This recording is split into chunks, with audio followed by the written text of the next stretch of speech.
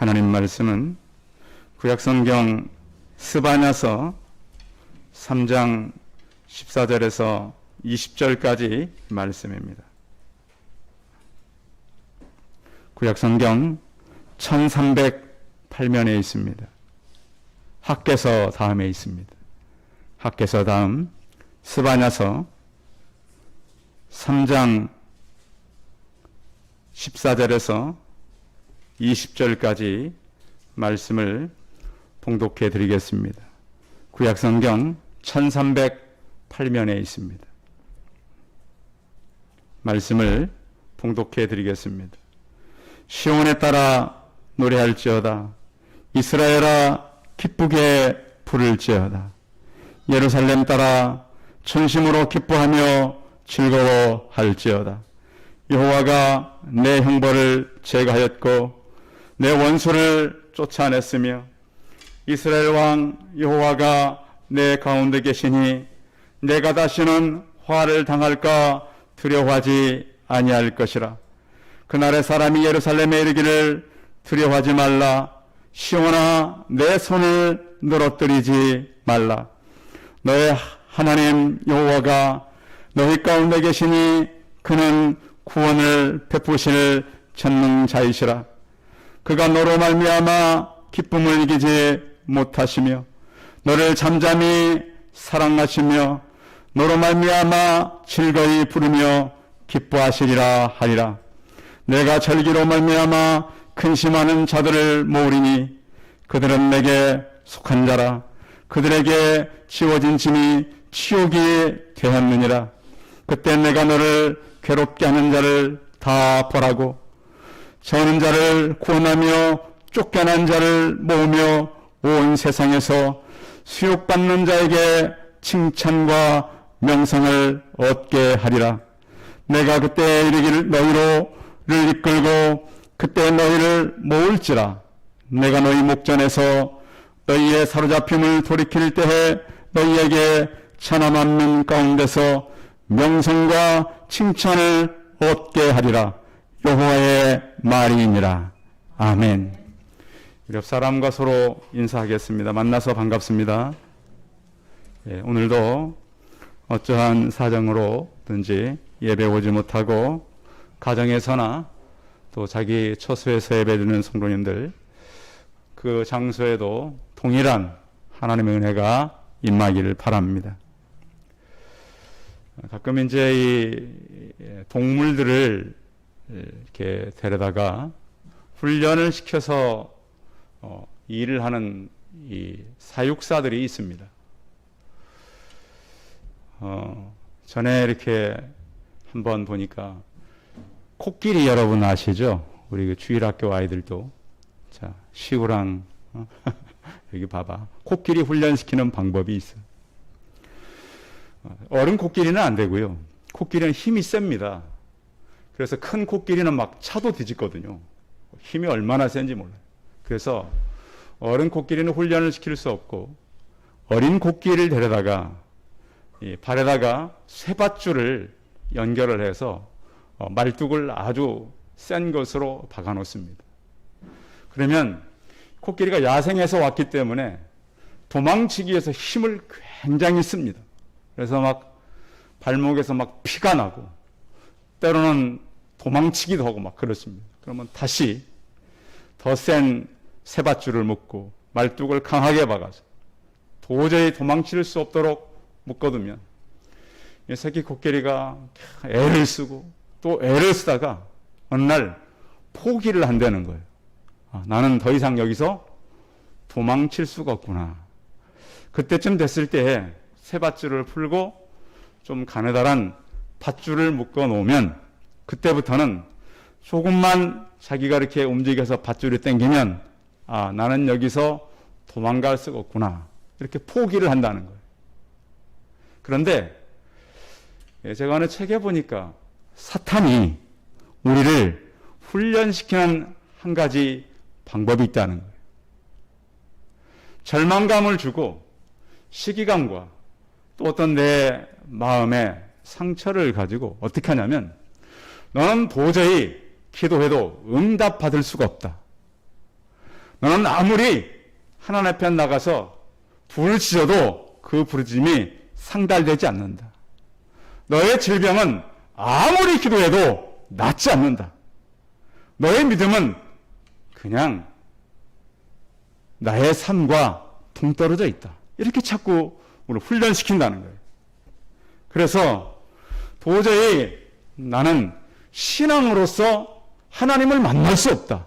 그 능력은 성경에나 있는 것이지 내 삶에는 있을 수 없다.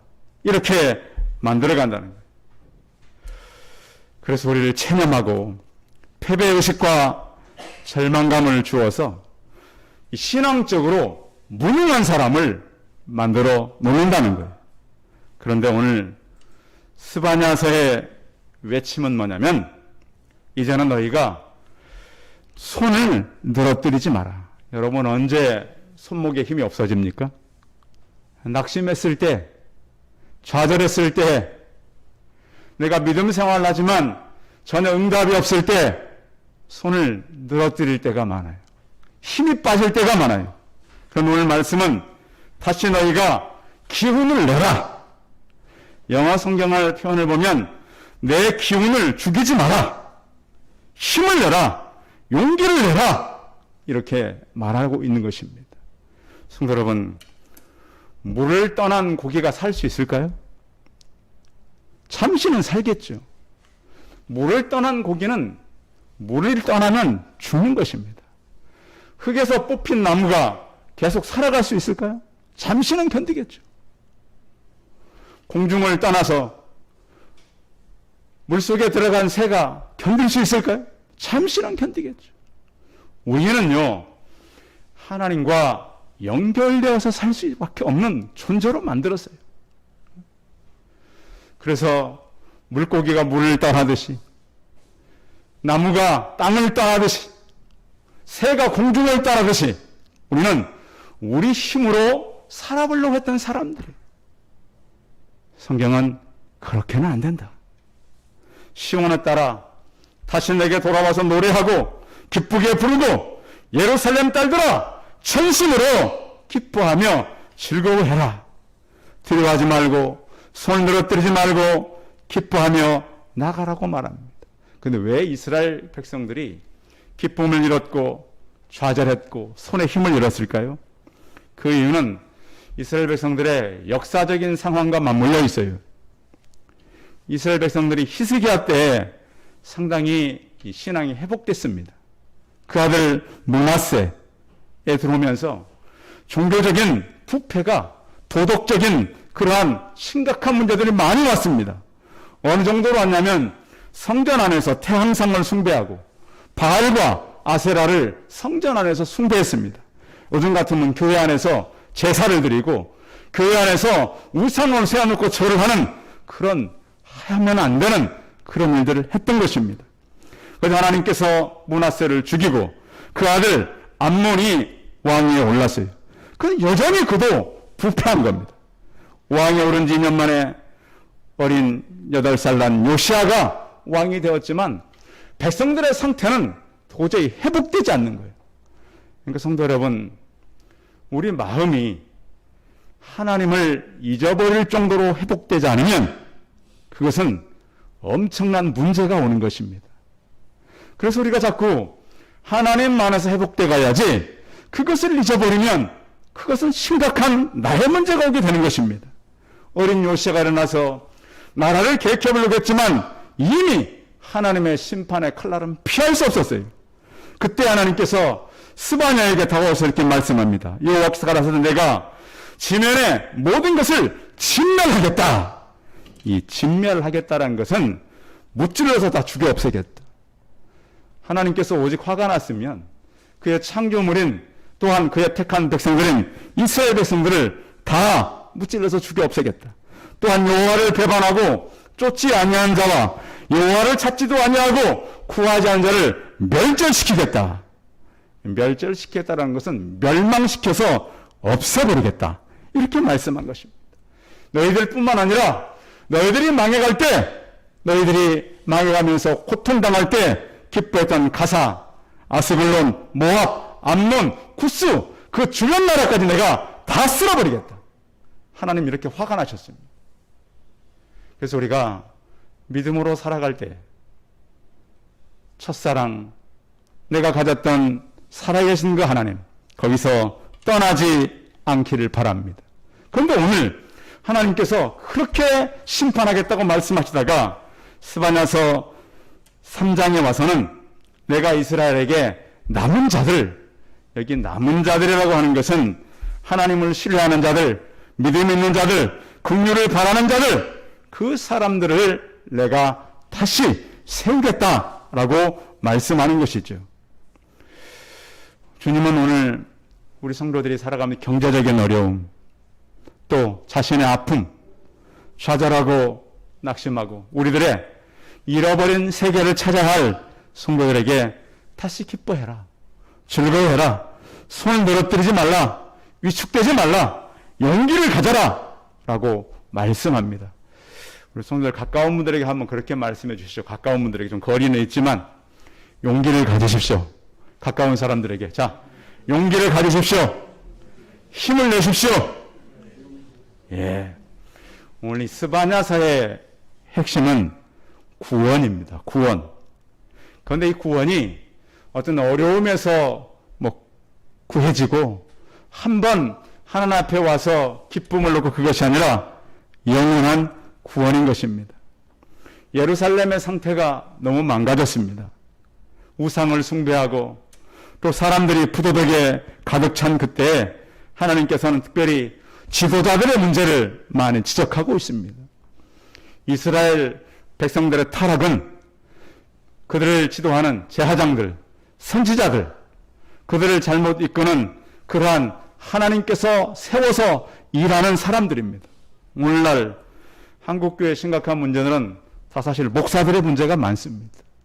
종교개혁은 사실 사제들의 개혁, 요즘으로 보자면 목사들의 개혁이 많았습니다. 그러다 보니까 오늘 한국 이 안에도 목회자들이 참 많이 배려한다는 얘기들이 많고, 지도자들의 타락은 더 이상 소망을 가질 수가 없는 것입니다. 그러면 절망 속에서도 우리가 어떻게 소망을 가질 수가 있는가? 그것은 하나님께서 우리를 도우신다라고 하는 확신입니다. 우리 성도들도 혹시 부정적인 사고를 많이 가지고 계세요? 나는 성경과 현실이 단절됐다고 믿는 사람들이 있습니까? 성경의 역사는 성경에서만 있지 나와는 상관이 없어. 이렇게 믿고 산다면 굉장히 이것은 잘못된 믿음입니다. 현실은 하나님께서 전혀 역사하지 않고 우리는 이 문제를 해결할 수가 없어. 이러한 믿음을 갖고 있고 현실과 믿음을 자꾸 단절시켜서 생각한다면 이것은 파렴치한 믿음의 소지자입니다. 우리의 믿음은 하나님께서 우리의 현실도 바꿔가고 내 문제도 바꿔가시는 살아계신 하나님으로 이 시간 섬기고 믿으시기 바랍니다. 하나님의 개입하시면 하나님의 역사는 반드시 나타나게 되는 것입니다. 그래서 스바냐 선지자가 용기를 가져라, 손에 힘을 갖고 기도해라. 저는 지금도 기억나는 것이, 제가 중학생 때 교회를 갔더니 저를 이끄는 교회 이 교육자분이 제게 다가오고 그랬어요. 손을 꼭 붙들고 기도해라. 손을 꼭 붙들고 기도해라. 성도 여러분, 혹시 용기를 잃고 좌절하고 낙심이 왔습니까? 두 손을 더 꼭 붙들고 기도하시기 바랍니다. 그 손을 살아계신 하나님께서 붙드실 것입니다. 바울이 감옥에 갔을 때 그 주변에 많은 사람들이 떠났습니다. 대만은 세상을 살아가여 바울을 버렸고 그레스게도 디도도 다 제갈 길로 갔습니다. 그런데 보니까 오직 주 예수 그리스도와 바울과 함께 계셨습니다. 바울은 짧은 생애를 사는 동안 그의 주변에 어려운 일이 생기면 떠나고 힘든 일이 생기면 믿음을 잃어버린 그 사람들을 바라보면서 전망한 것이 아니라 오히려 그 안에 살아계신 예수 그리스도를 발견하게 된 것입니다. 성도 여러분들, 어렵고 힘든 사건과 사고를 통해서 그 여러 다른 사람들이 보지 못하는 하나님을 발견하고 하나님을 의지하는 성도들이 되시기 바랍니다. 종교개혁자 루터가 종교개혁을 하면서 어려움을 참 많이 만났습니다. 로마 교황청에 소속된 사람들이 루터가 잘못됐다고, 네가 왜 그런 일을 하느냐고, 왜 사제가 그런 일을 하느냐고, 수많은 사람들이 그를 비난할 때 너무 지쳐가지고 힘을 잃고 집으로 돌아왔습니다. 집으로 돌아왔더니 아내가 그 모습을 보고 상복을 입고 나왔습니다. 아니 여보, 누가 죽었어? 그 아내 캐도움이 그랬습니다. 당신이 지쳐 돌아온 걸 보니 하나님이 돌아가셨어. 당신 처음에 시작할 때 그렇게 용기를 가지고 종교개혁을 부르셨고, 그 용기를 가지고 95개 조항을 써서 내걸고 목숨 걸고 하더니 좀 어려움이 있다고 지쳐 들어온 거 보니까 하나님이 돌아가신 것이요. 그래서 루터는 다시 힘을 얻어서 찬송가 384장 내주는 585장 강한 성이요, 하나님께서 우리에게 주시는 내주는 강한 성이요 방패와 병기 되시니 큰 환난에서 우리를 구하여 내시리로다. 왜 원수 마귀는 이때도 힘을 써 모략과 권세로 무기를 삼으니 천하에 누가 당하랴. 성도 여러분, 코로나가 빨리 끝날 것 같이 사람들은 말하지만 그렇지 않아요. 질병이 있어서 우리는 질병 가운데서도 새로운 그러한 하나님의 지혜를 구해야 돼요. 마스크를 빨리 벗을 생각보다는 질병을 통해서 우리에게 다가오시는 하나님을 만나시기 바랍니다. 우리를 구원하신 하나님은 우리를 선택할 때 무조건적으로 선택하셨어요. 무슨 조건이 좀 나아서 택한 것이 아니란 말이에요. 그래서 조건을 가지고 선택했다라고 주장하는 사람들도 있어요. 이걸 알미니안주의라 그러는데, 이 사람들은 누가 구원에 이르기 위해서 더 하나님을 의지하는지, 그리스도를 믿는 것인지, 그러니까 하나님 편에서 보는 것이 아니라 누가 더 하나님을 바라보고 믿을 것인가를 보고 선택했다는 거예요. 그럼 우리는 어떻게 믿죠? 우리는 우리의 조건이 상관이 없다는 거예요. 조건을 보고 하나님을 선택한다는 사람들이 있고, 우리는 무조건적인 선택을 믿는 사람들입니다. 우리의 믿음도 선행도 우리의 어떤 상급도 다 하나님의 은혜인 것입니다. 어거스틴은 이런 얘기를 했습니다. 하나님은 우리의 어떤 공로에 상을 주는 것이 아니라 자기의 은사에 상을 주는 것이다. 우리의 은사도 하나님이 주신 것이고 우리의 봉사도 하나님이 주신 것이지, 내가 좀 교회 안에 봉사하고 일한다고 그렇게 그걸 가지고 얘기하면 안 됩니다. 내가 하는 모든 것은 하나님이 주신 은사입니다. 그 마음을 누가 주셨죠? 하나님께서 주신 것입니다. 죄는 우리의 것이지만 공로의 상은 하나님께서 우리에게 주셨고, 그 상은 하나님이 받아야 마땅한 것입니다. 성도 여러분, 하나님은 구원의 하나님입니다. 단순히 구원에 끝나는 것이 아니라 구원 이후에 모든 삶, 모든 것을 책임지시는 그 하나님이 의지하시고 힘을 내는 성도들이 되시기 바랍니다. 여러분, 살기가 힘듭니까? 세상이 우리를 패배하게 만듭니까? 자꾸 우리가 고아처럼 혼자 있다고 생각합니까? 그런데 성경은 세상 끝날까지 내가 너희와 함께 하겠다 그랬습니다. 하나님은 우리를 구원하실 때에, 우리가 죄인 되었을 때에 구원하셨습니다. 우리를 불쌍히 여기셨고 하나님께서 우리를 자녀 삼았습니다. 그런가 하면 저와 우리 성도를 위해서 아들 되시는 예수 그리스도를 보내셨고 우리를 특별하게 부르셨고 그가 우리를 만드셨다라고 성경은 말씀하고 있습니다. 우리는 그의 작품인데 우리는 하나님의 최고의 걸작품입니다. 요즘에는 사람을 외모로 많이 평가하잖아요. 그런데 하나님은 외모가 아니라 중심을 보시고 우리 한 사람 한 사람을 하나님의 가장 위대한 작품으로 본다는 거예요. 또한 하나님께서는 우리를 기뻐하고 사랑한다는 거예요. 하나님은 우리를 사랑할 때 우리가 사랑할 만한 이 일을 했기 때문에 사랑하는 게 아니라요.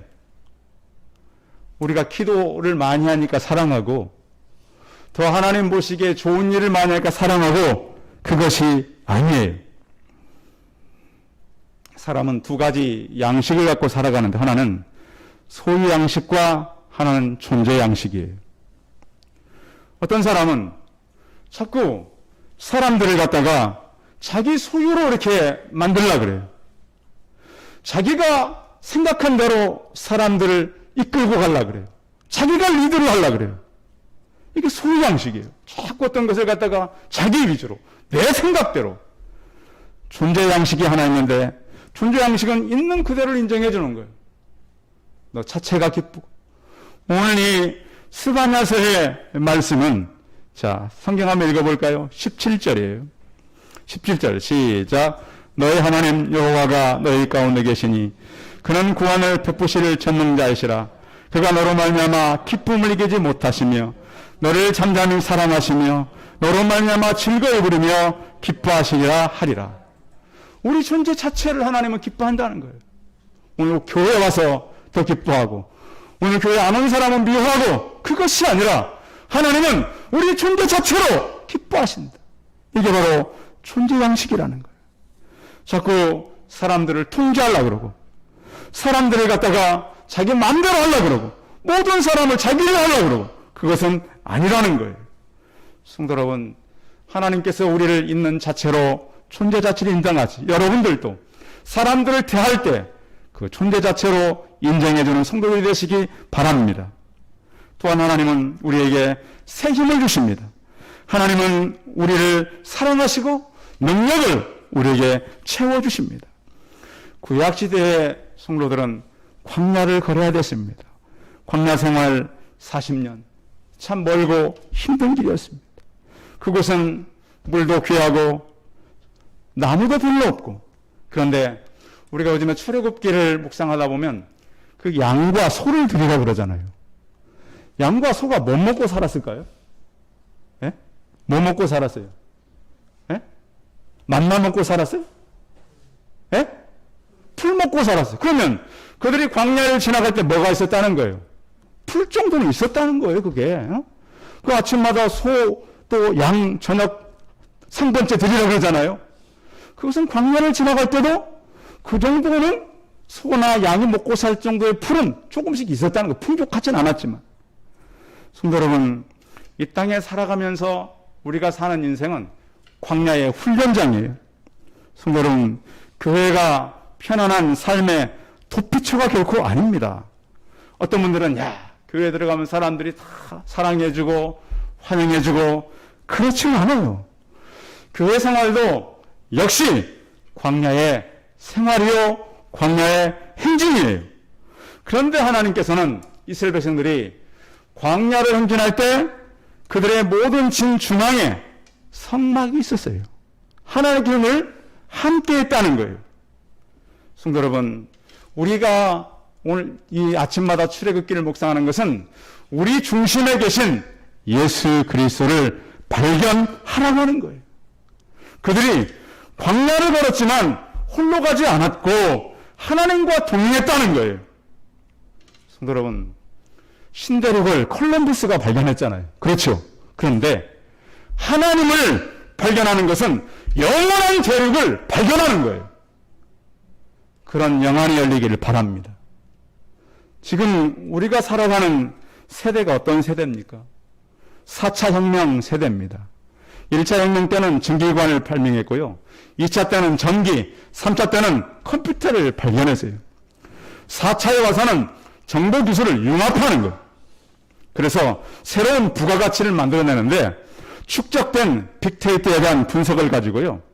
인간 행동에 대한 예측, 활동, 새로운 상품 서비스를 만들어내는 거예요. 그래서 앞으로 금융은 핀테크가, 일은 로봇가 하게 될 거예요. 그럼 이 사람들이 이런 아이디어를 어디에서 가져오는 겁니까? 눈에 보이지 않는 하나님을 만남으로 여러분들이 앞으로 4차 혁명 사업을 이끌어가는 주도되는 하나님의 사람들이 되시길 바랍니다. 앞으로 일은 보이지 않는 힘을 가지고 일하는 거예요. 구약시대는 이미 그것을 우리에게 주셨어요.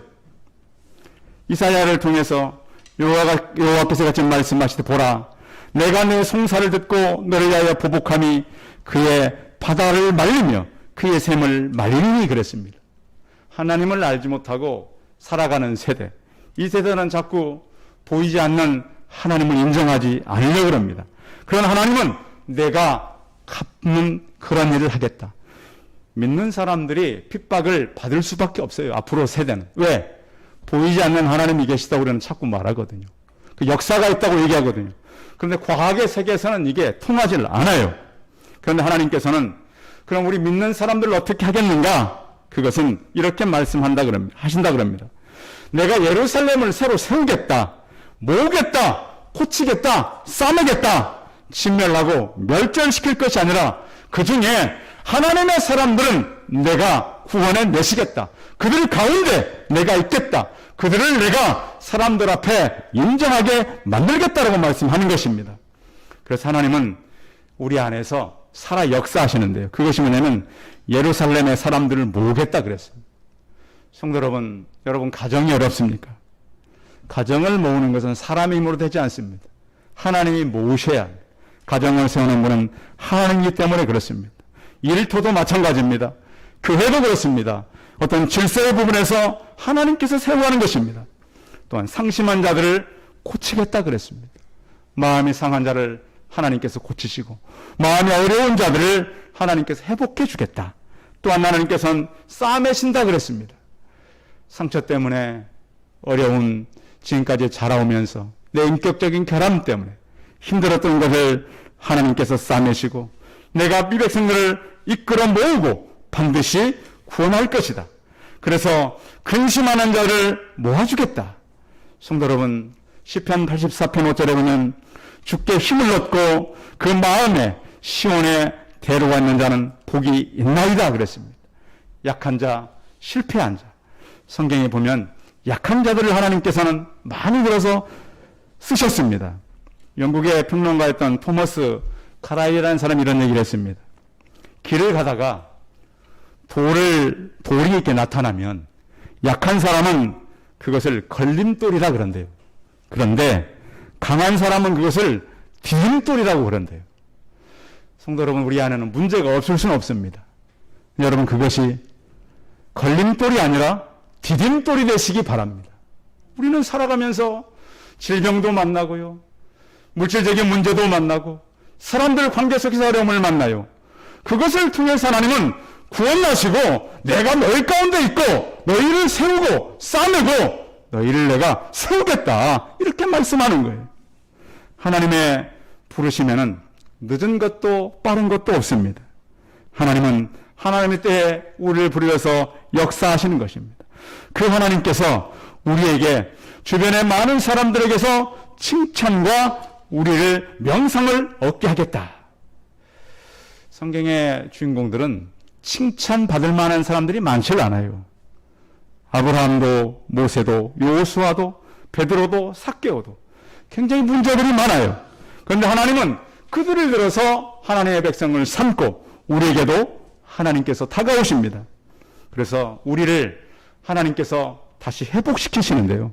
오늘 성경의 말씀에 있는 대로 우리를 회복시키는 거예요. 19절 한번 읽어보겠습니다. 19절 시작. 그때 내가 너를 괴롭게 하는 자를 다 벌하고 저는 자를 구원하며 쫓겨난 자를 모으며 온 세상에서 수욕받는 자에게 칭찬과 명성을 얻게 하리라. 아멘. 하나님은 부족한 자들을 부르셔서 온전케 하시고 우리를 하나님께서 산 위에 있는 동네처럼 만들겠다고 말씀합니다.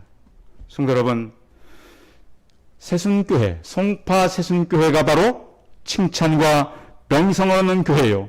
여러분이 그렇게 될 것을 믿음으로 받아들이시기 바랍니다. 하나님은 구원의 하나님입니다. 우리 가운데 계십니다. 원수를 보복하고 세우고 고치시고 싸매시며 칭찬과 명성을 얻게 하실 그 하나님을 바라보고 남은 6개월도 승리를 향해 달려가는 저 우리 성도들이 다 되시기 바랍니다. 기도하겠습니다. 살아계신 하나님, 이스라엘의 역사 가운데 가장 부패하고 타락하고 도저히 하나님께서 그냥 둘 수 없는 그런 상황 속에서도 하나님은 그 남은 자들에게 나는 구원의 하나님이요, 비록 다 망가진 그들이지만 그들 안에 내가 있을 것이고 그들을 세우고 그들을 싸매며 칭찬하고 명성을 얻게 할 것이라고 말씀해 주셨습니다. 하나님, 이 말씀이 오늘 예배를 드리는 우리 성도들의 개인과 가정들에게 충만하게 임하게 하여 주옵소서. 질병 가운데서도 이 하나님을 붙들고 남은 자가 되어서 주의 사랑과 은혜를 입는 우리 성도들이 되게 하시고, 지나간 6개월을 질병 가운데서도 승리했게 하신 하나님, 남은 6개월, 앞으로 또 남은 생애 동안 주로 인해서 하나님 앞에 쓰임받고 주의 놀라운 능력을 경험하는 우리 모두가 되게 하여 주옵소서. 주 예수 그리스도의 이름으로 기도하였습니다. 아멘. 예, 광고 말씀 드리겠습니다. 주보가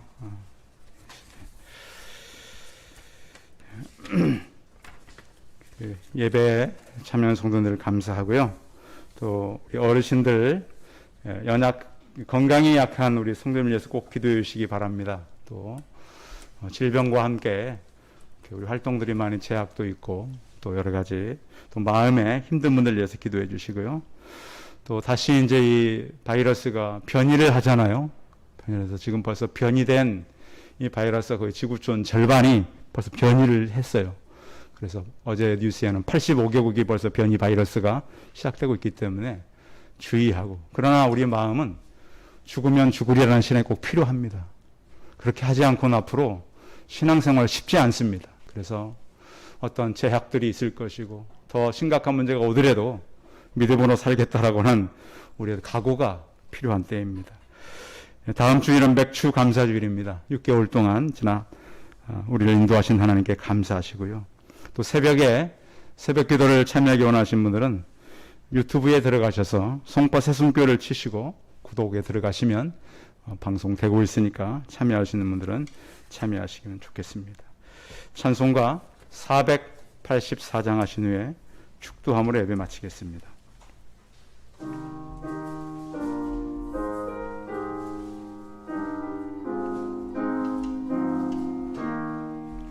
내 맘에 주여 소망 되소서.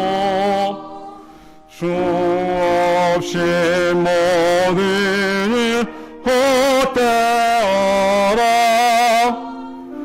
밤에나 낮에나 주님 생각, 잘 때나 깰 때 함께 하소서. 지혜의 주여 말씀으로써 언제나 내 안에 계십소서.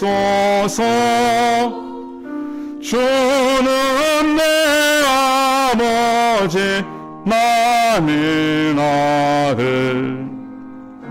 주 안에 내가 늘 함께 한네. 세상의 영광 나 안 보여도 언제나 주님은 나의 기업. 주님만 내 맘에 계시오니 영원한 주님 참 귀하셔라. 영원한 주님 내 승리의 주, 하늘의 기쁨을 주옵소서. 어떤 고난이 닥쳐와도 만유의 주여 소망 되소서. 아멘. 이제는 우리 주 예수 그리스도의 은혜와 하나님 아버지의 무한하신 사랑과 성령의 교통하심이 진멸과 멸절 가운데서도 내 손을 늘어뜨리지 말라고 말씀하시고 구원의 하나님, 우리 가운데 계시는 하나님, 우리를 세우시고 칭찬과 명성을 얻게 하실 그 하나님을 믿고 온전히 신뢰하며 살기를 소원하는 우리 성도들의 머리머리회와 이들의 가정과 자녀들과 일터위에 영원토록 함께 있을지어다. 아멘.